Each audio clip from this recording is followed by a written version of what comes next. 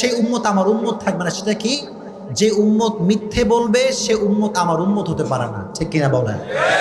তো যে আপনার সে বাটপারি করছে সে নবীজির উম্মত থেকে বের হয়ে গিয়েছে। আর আপনি যদি ধৈর্য ধারণ করতে পারেন, আল্লাহর উপর তাওয়াক্কুল করতে পারেন, ইন্নামা ইউওয়াফাস সাবিরুনা আজরাহুম বিগাইরি হিসাব, যে ব্যক্তি সর্ব অবস্থায় ধৈর্য ধারণ করবে কিয়ামতের কঠিন ময়দানে আল্লাহ তাআলা তাকে বলবেন তুমি দাঁড়াও। সব মজমা বসা, হঠাৎ করে আল্লাহ বলছে তোমরা কয়েকজন দাঁড়াও।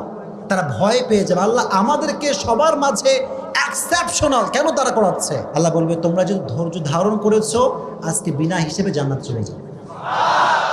এত আস্তে সুবহানাল্লাহ পড়ে কেন রে? আর একটু জোরে পড়েন সুবহানাল্লাহ। তাহলে কেউ আপনার ঠকাইলে আপনি ঠকছেন না জিতছেন? Number 1 advice. নাম্বার 2 অ্যাডভাইস হচ্ছে যখনই ঠকবেন কষ্ট পাবেন আগেই পড়বেন আলহামদুলিল্লাহ। এত আস্তে কেন? জোরে